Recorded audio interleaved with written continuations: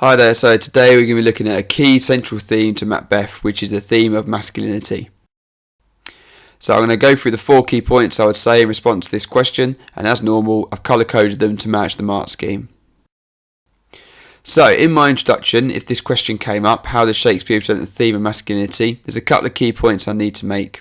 Shakespeare explores the paramount importance of a man's masculine reputation in Jacobean Britain, but he also examines the conflicting interpretation of masculinity and the danger that ensues as a result of that. People's interpretations and understanding of masculinity is a key deciding factor in the decisions and choices that people make, which lead to death and destruction. So, masculinity, the 4 key points that I simply have to make. First of all, I'm going to talk about Lady Macbeth's interpretation of masculinity and how she defines masculinity as using violence to enhance one's status, and the quote I've got for that is "too full of the milk of human kindness." I would then look at Macbeth's interpretation of masculinity, for he believes a masculine man is one of honour and respect. I'm talking particularly at the start of the play here, and he says, "Prithee peace, I dare do all that may become a man," and we'll talk about that quote in a bit more depth in a moment. I then skip to Macduff and how Macduff believes masculinity is about love and embracing emotion and must also feel it as a man. And then finally I'd return back to Macbeth at the end of our play, showing that the one thing a masculine man could never lose is their honour and self-respect. And the quote I've got for that is "bear like." Now, as you can see from my plan, I've got here 3 different contrasting interpretations of what masculinity is, and then I've kind of got the point at the end that brings it all together and sees what masculinity is truly at its core. It is a man's perception of his own honour and his own self-respect, and that is what can't be removed. So, paragraph 1, Lady Macbeth, she says, "too full of the milk of human kindness," when she is talking about the flaws in her husband's character and why he is probably unable to become a king. So Lady Macbeth has a violent and cold interpretation of masculinity. She sees it as a weakness that he won't kill King Duncan. She sees it as a milk of human kindness. So all the way through this, she has repeatedly questioned Macbeth's masculinity, for a Jacobean man's honour is the most significant concern for him. That is his weakness. That's the thing he can't cope with when his wife starts questioning it and whether he is a man or not.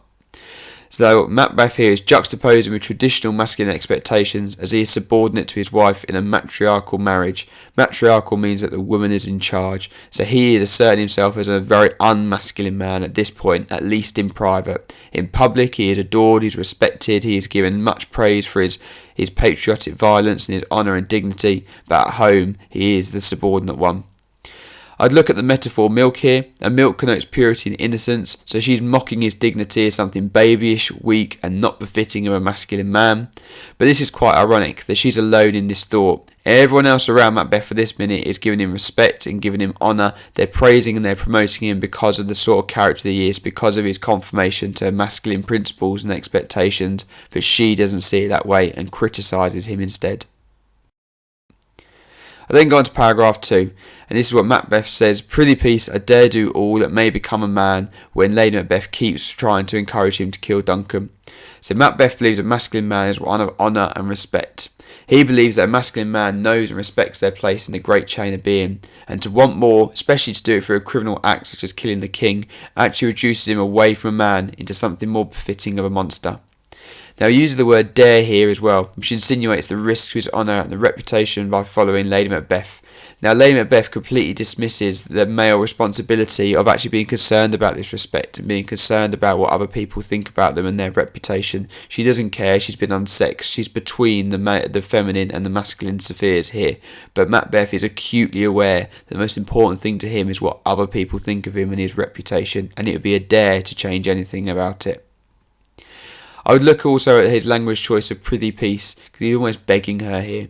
So Macbeth is attempting to assert his masculine dominance over his wife by asking her to be quiet.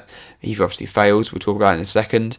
But his begging here smacks of desperation. He resents having his masculinity questioned, and he resents the fact he is subordinate to her, and he's trying to become her equal once again. Now, the fact he cannot control his wife and he bows to her demands shows his lack of integrity, his decency and loyalty that a Jacobean man should have, and instead the fact he prioritises ambition and violence shows his weakness in conforming to the Jacobean stereotype of masculinity. So, paragraph 3, I'd now skip to Macduff, And I'd look at how Macduff, when he hears about his family being killed, he says, "I must also feel it as a man." So Macduff believes masculinity is about love and embracing emotion. He blames himself for his family's death. He cannot accept the news because he keeps asking them to repeat it, and he loses control of his emotional balance, saying silly things like calling them chickens. So this devastating reaction juxtaposes with Macbeth's tyrannical wielding of what he perceives as masculine power.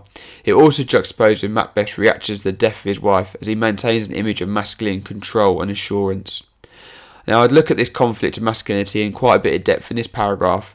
I'd look at how, as Macduff, as a loyal patriotic soldier, had a duty to go to England to raise an army to win back Scotland. But in doing so, he had to sacrifice all that was dear and precious to him. Now that does beg the question, what should a truly masculine man do? Should he have been loyal to protect his family and stay and guard them and safeguard their best interests, or should he have gone and looked after his country? Interestingly, people like Ross in Macbeth, they praise him for the fact he goes to England. They start chastising Lady Macduff for not understanding and not tolerating her husband's actions. But now in a modern context, we'd probably question what was more important, protecting your wife and your children, or going to fight a war for a man who you don't respect but is a threat to you and your family. Then I'd look at the last paragraph, paragraph 4, and I'd look at Macbeth and how he conforms to masculinity at the end of the play. And the language Shakespeare uses is bear-like. So Macbeth has lost everything at this point. He's lost his friends, he's lost his wife, he's lost his kingdom, but he still fights on instead of surrender. So this shows he's got an innate masculine self-respect that he can't ever lose. Now this suggests a desire to return back to his previous state of masculinity, the one of loyalty and respect, and not of violence and tyranny. But the simile here, bear-like, reflects Macbeth. For bears at the state were used as entertainment and pleasure. So this reflects how his acceptance that the fall of his tyrannical rule will be seen as pleasurable, as he shamed the prestige of masculinity. He was a truly masculine man. He was a good, decent, honourable, respectable man. And he compromised all of that for his own ambition and out of fear for his wife. And now he knows it would be a pleasure to see that thrown back in his face and see him killed. Now, as a king, he has the pressure of being the most masculine man, if you like, because the king has got to be the most powerful, the most respected, otherwise he's not going to stay king for very long. So his choice to fight to the death is as much out of necessity and expectation of the title, and not just his selfish desire for redemption. It's quite key there how the context perhaps could give us an alternative, more critical view of Macbeth at this point and his confirmation to masculinity.